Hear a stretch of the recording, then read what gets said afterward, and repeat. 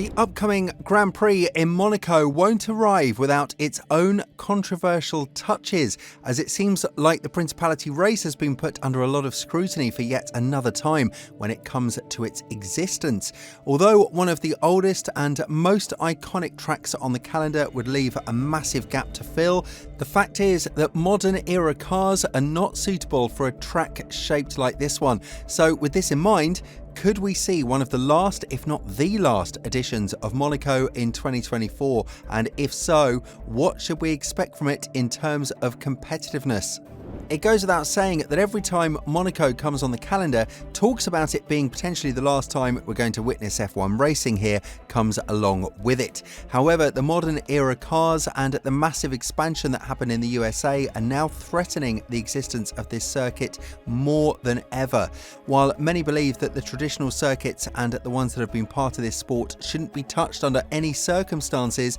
the sport is moving in a direction that Monaco might not have a spot on, precisely due to its uniqueness and nature that are making it both thrilling and boring to watch at the same time. One of the key characteristics of Monaco is that it's the narrowest and slowest track on the grid, meaning that passing here is more or less impossible. The circuit is 10 meters wide and it's surrounded by massive buildings that are interfering with the driver's view, especially after going fast in the corners and at the main straight, while experiencing the heavy turbulences from the bumpy nature of the road. This is a road that regular vehicles are going through 365 days of the year, so they tend to leave their mark on the surface as well as the asphalt, which then again cannot be renovated whenever F1 feels fit, because it's one of the busiest and richest places in the world. What this goes to show is that racing here is more or less impossible, because in a circuit that is 10 meters wide, the modern era 2-meter car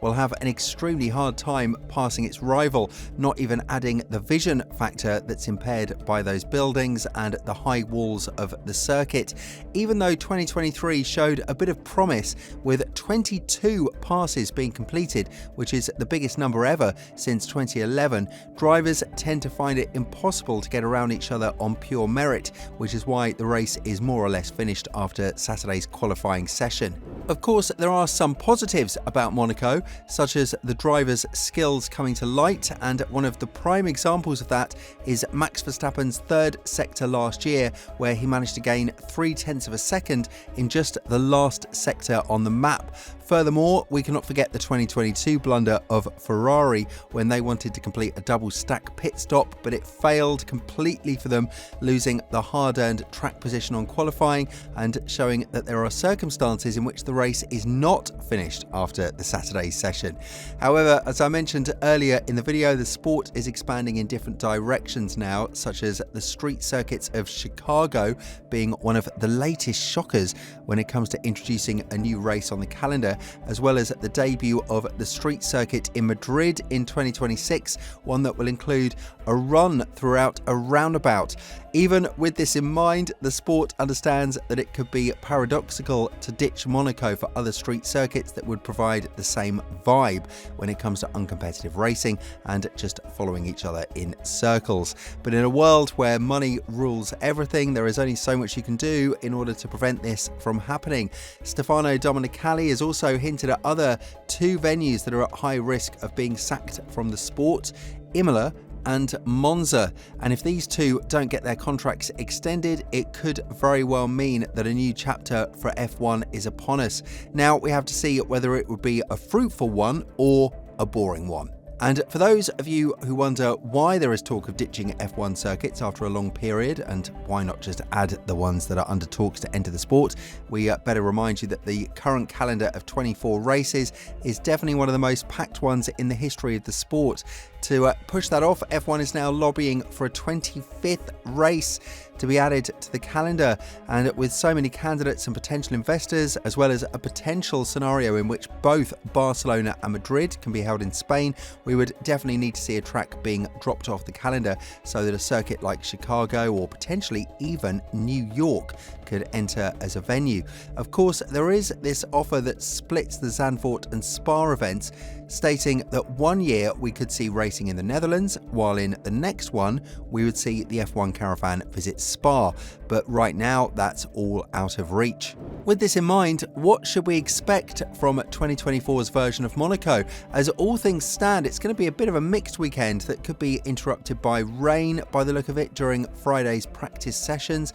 and this possibility increasing vastly during Saturday's qualifying session. This adds extra jeopardy to the qualifying because we've seen in the past couple of years that when it rains in Monaco, it literally stops the entire race, which is again one of the reasons why this track is not among the favourites of the major fan bases of the F1 world. The temperatures are scheduled to move around to about 22 degrees Celsius, which means that the track won't be the hottest one, and therefore tyre wear should not be an issue at all. Bringing the tyres to their optimal temperature should provide an interesting challenge, especially for the one-lap performance on Saturday. This is where Red Bull is supposed to struggle, judging by the performance they had in Imola last weekend, but their dominance could also be interrupted by the fact that Ferrari is bringing upgrades, and Leclerc would be desperate to break the curse that has yet to see him win a race on his home turf. All eyes will be on Ferrari again, as the Maranello team will be trying to cut down the deficit to McLaren and Red Bull in terms of downforce generation,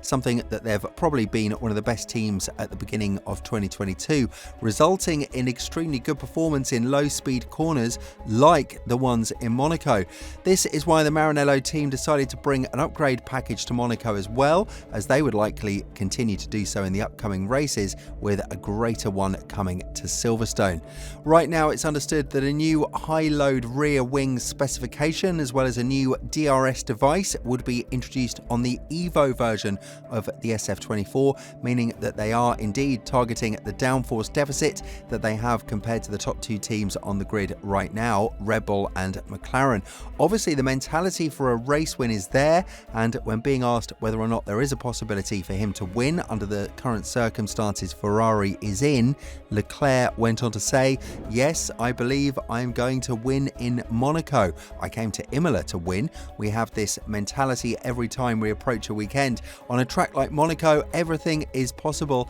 and we'll go there with the win in mind. I'm only happy when I win, and today we didn't quite make it, but it's looking good for the rest of the season." The positive news for Leclerc is the fact that Ferrari's deficit compared to Verstappen and Norris in Imola was not in the corners, but on the main straights. Here at the world's slowest circuit, top speed and high speed corners won't play that big of a role, as it would be a lot about understanding the car and the downforce requirements and trying to keep it in between the walls, so you'd be able to nail a perfect qualifying lap. However, with both Ferrari drivers not really agreeing on the upgrade package benefits and whether it's pushed them as much as they hoped for, it will be interesting to see whether the Maranello team started with the favouritising process of pushing the car more towards Leclerc's liking and giving him exactly what he needs in order to win races. Sainz expressed his worries that Ferrari won't be nearly as competitive as they were back in Imola and at the other venues in 2024,